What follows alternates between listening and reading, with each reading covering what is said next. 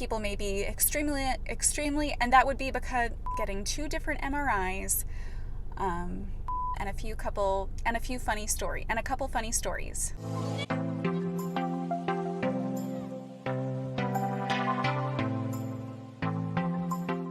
Hi, so today I'm going to talk about my experiences getting 2 different MRIs, what to expect, the lessons that I learned from them, and a couple funny stories. First, I thought I would quickly explain why, despite the fact that I had already had 2 biopsies and a mammogram, it was still important to do. And there are a few reasons for it. One reason is to determine the extent of your disease and to see if there is any other cancer other than what the mammogram has already shown. So I got my first mammogram before I actually started my treatment, and that was also to help determine what kind of treatment I needed and also to determine my surgical plan. So I also had the MRI done before my treatment so that it could be used as a reference point. So at the end of my treatment, the plan was to get another MRI, and then the first MRI would be used for comparison to see if the treatment that we had already done had worked or had impacted the cancer. So now I'll talk a little bit about what to expect during an MRI. Both of the MRIs that I had were ordered for pictures with contrast and without. So if you're getting an MRI with contrast, you will get an IV placed first. Then they take you to a changing room, you undress from the waist up, and then they walk you to the MRI machine. So I'll put a picture somewhere over here to show you what the MRI machine looks like, and also you can Google and just see what it looks like that way too. It's a very large machine with a smaller hole that you lie down on this table and they sort of slide you into the machine. So when they walk you to the MRI machine, they already have the table that you're gonna lie down on rolled outside of the machine, and then you walk up this like step stool type of thing and you get yourself situated on that table. And the table basically looks like a massage table. And also, by the way, I don't think that every single breast MRI is done the same way. I think it can be done in different ways, but this is the way that it was done for me.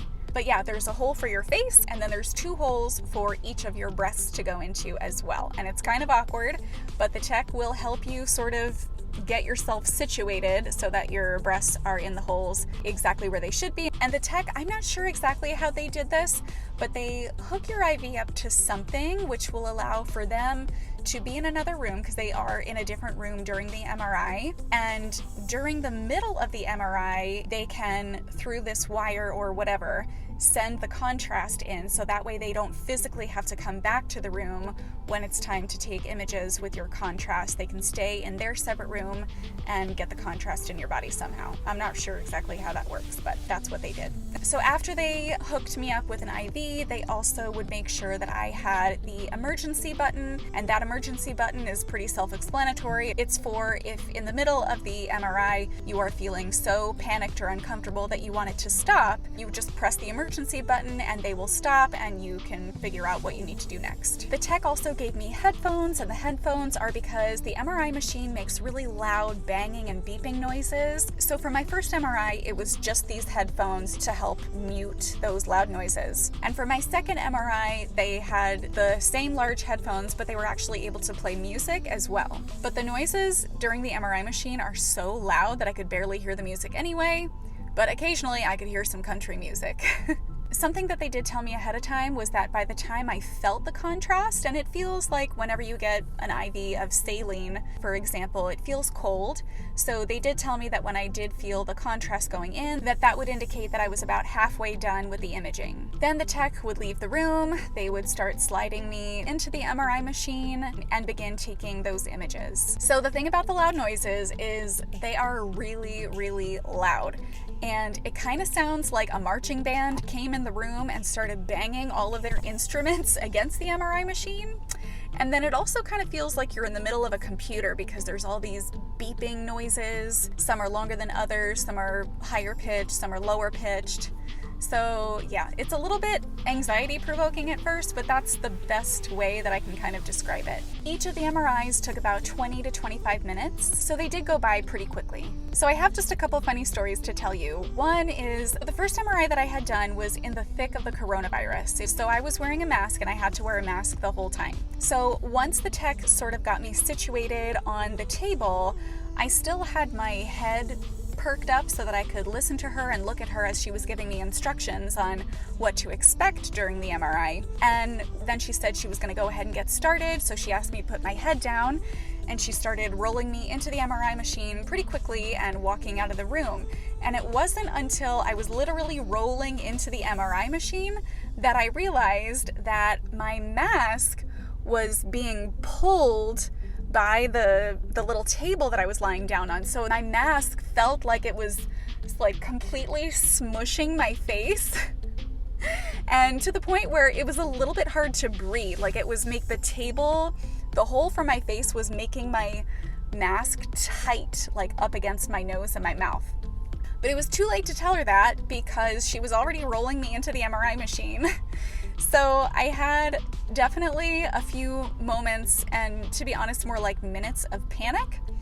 And I did have that emergency button, so I probably should have just pressed the emergency button. I didn't want to be that patient that presses the emergency button, but I mean, if you are that patient, who cares? But I just decided to push through, and that's actually how I came up with the name for my YouTube channel, All for the Girls. I don't know what it was, but I just all of a sudden started saying over and over this mantra in my head: it's all for the girls, it's all for the girls, it's all for the girls. And it was to help me push through that anxiety, and it ended up being fine. I figured out a way to like breathe through my nose and breathe through my mouth at times so I wasn't out of breath.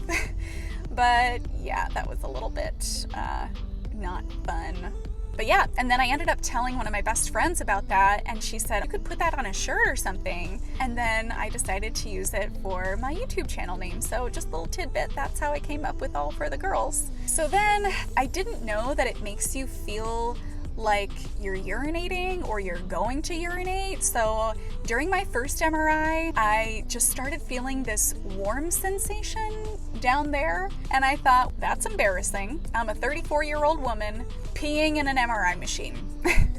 And then after a little while, I realized that I wasn't actually urinating. So then I felt a little bit more calm, but I definitely also had another moment of panic when I thought that I was peeing in the MRI machine.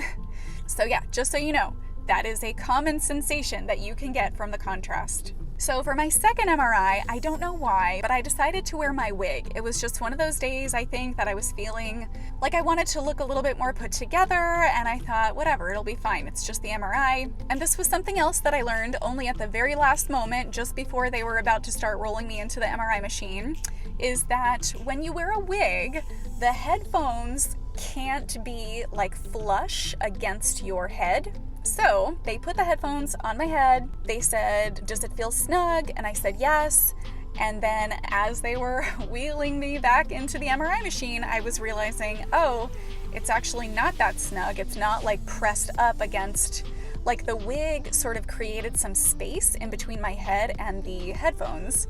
So it was a little bit loud in there. Again, I could have pressed the emergency button, and I don't really know why I didn't. I think I just get nervous about being an annoying patient, which I shouldn't be nervous about. I need to be nervous about my own comfort. But I just sort of pushed through it, and it was pretty loud. I mean, it wasn't as if I didn't have any headphones on, but it was noticeably louder than the first MRI that I had. So learn your lesson from me.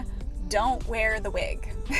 So a few lessons that I learned from these experiences are, if you have anxiety or claustrophobia to the point that you think you may not be able to be in the MRI machine for about 20 to 30 minutes, just go ahead and talk to your doctor ahead of time and ask if they can prescribe anything for you for your anxiety to help you get the MRI. And your doctor should be used to getting requests like this, so if you feel like you're going to need something to help you get through it, go ahead and ask your doctor. Another thing that I learned is think of your mantra. Like my mantra was, it's all for the girls, it's all for the girls. So maybe try to think of something that will pull you through emotionally if you're having some anxiety while you're in there. Maybe think of the reason why you're doing this, or think of something that you're looking forward to doing after the MRI, or maybe maybe even something that you're looking forward to doing after a majority of your treatment is done. Something else that I had to look forward to is my husband and I plan on renewing our vows when most of my treatment is over. So I thought about that and what that might look like and where we might be. Just try to think of things that will distract you or positive things that will help sort of ease your anxiety. And that relates to another lesson that I learned, which is learn some coping skills that help with your anxiety, whether that's deep breathing or thinking about happy memories or using visual images. You could think about your kids, your dogs, cute little animals, anything to kind of help put yourself in a positive headspace. And then the last lesson that I learned is don't wear the wig. So I hope that this helps a little bit in terms of what to expect and how to cope while you're going through the MRI itself. And stay tuned, because in my next video I'm going to talk about how to emotionally cope and keep a positive attitude while you're going through breast cancer treatment. So thanks so much for watching, and I'll talk to you in the next one. Bye.